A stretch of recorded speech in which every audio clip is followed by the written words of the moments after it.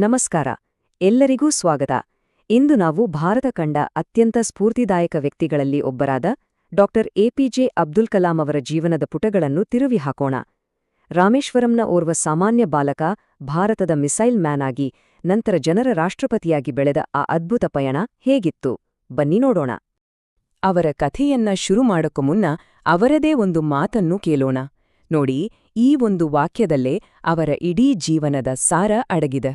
ಅವರಲ್ಲಿದ್ದ ಆ ದೃಢ ಸಂಕಲ್ಪವೇ ಅವರನ್ನು ಅದೆಷ್ಟೋ ಸೋಲುಗಳಿಂದ ಪಾರು ಮಾಡಿ ಯಶಸ್ಸಿನತ್ತ ಕೊಂಡೊಯ್ದಿದ್ದು.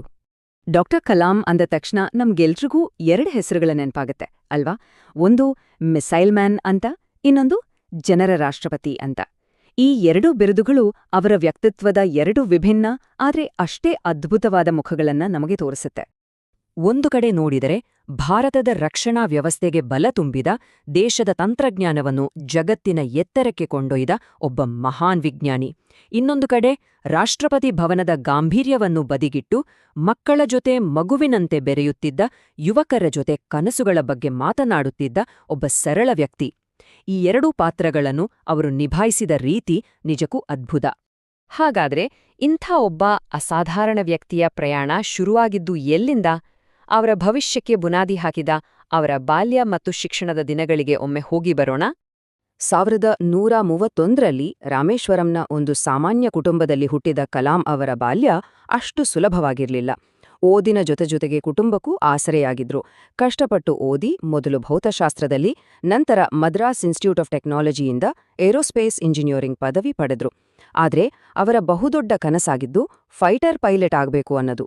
ಆದ್ರೆ ವಿಧಿಬರಹವೇ ಬೇರೆ ಇತ್ತು. ಕೇವಲ ಒಂದೇ ಒಂದು ಸ್ಥಾನದಿಂದ ಆ ಅವಕಾಶ ಅವರ ಕೈ ತಪ್ಪಿಹೋಯ್ತು. ಆ ಕ್ಷಣಕ್ಕೆ ಅದು ದೊಡ್ಡ ಸೋಲಿನಂತೆ ಕಂಡ್ರೂ ಅದೇ ಅವರ ಜೀವನದ ಒಂದು ದೊಡ್ಡ ತಿರುವು ಕೂಡ ಆಗಿತ್ತು. ಆ ಒಂದು ಸೋಲು ಅವರನ್ನು ಕುಗ್ಗಿಸಲೇ ಇಲ್ಲ.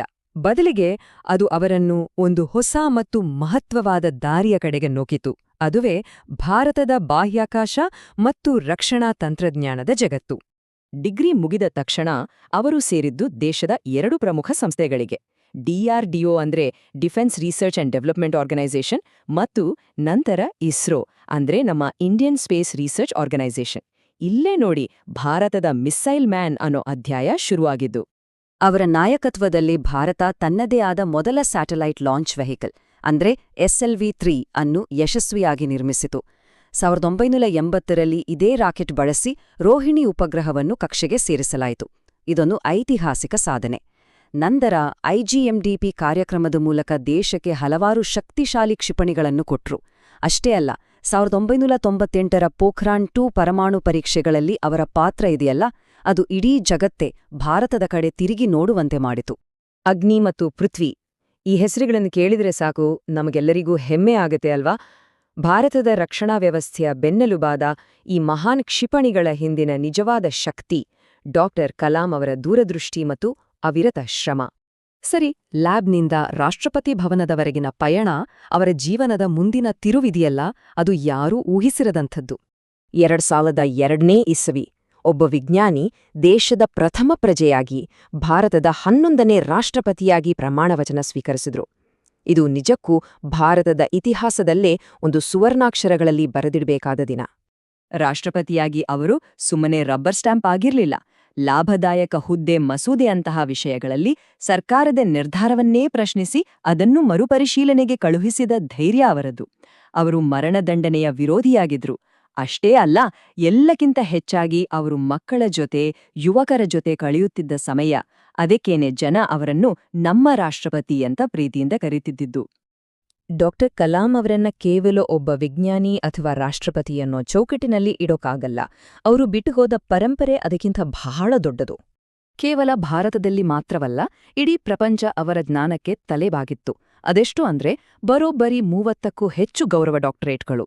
ಯೋಚನೆ ಮಾಡಿ, ಇದು ಅವರ ಜಾಗತಿಕ ಪ್ರಭಾವಕ್ಕೆ ಒಂದು ಸಣ್ಣ ಉದಾಹರಣೆ ಅಷ್ಟೇ. ಭಾರತ ಸರ್ಕಾರ ಕೂಡ ಅವರ ಅಮೂಲ್ಯ ಕೊಡುಗೆಯನ್ನು ಗುರುತಿಸಿ ದೇಶದ ಅತ್ಯುನ್ನತ ಗೌರವಗಳನ್ನ ನೀಡಿತು. ಮೊದಲು ಪದ್ಮಭೂಷಣ, ನಂತರ ಪದ್ಮವಿಭೂಷಣ ಮತ್ತು ಕೊನೆಗೆ 1997ರಲ್ಲಿ ದೇಶದ ಸರ್ವೋಚ್ಚ ಪ್ರಶಸ್ತಿಯಾದ ಭಾರತ ರತ್ನ.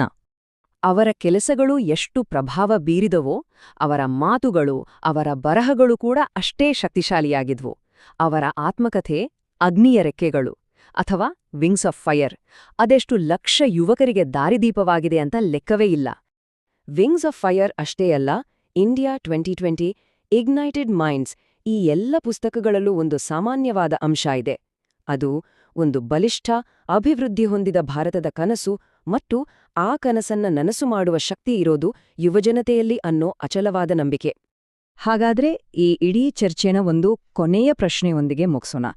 ಕಲಾಂ ಇಂಡಿಯಾ 2020 ಅಂತ ಒಂದು ಕನಸನ್ನು ಕಂಡಿದ್ರು. ನಾವೀಗ 2020 ದಾಟಿ ಬಂದಿದ್ದೇವೆ. ಅವರ ಆ ದೃಷ್ಟಿ, ಆ ಕನಸು ಇಂದಿನ ನಮಗೇನ್ ಹೇಳುತ್ತೆ, ಅದರ ಬಗ್ಗೆ ನಾವೇನ್ ಮಾಡ್ಬೋದು, ಇದನ್ನ ಖಂಡಿತ ಯೋಚನೆ ಮಾಡಬೇಕಾದ ವಿಷಯ.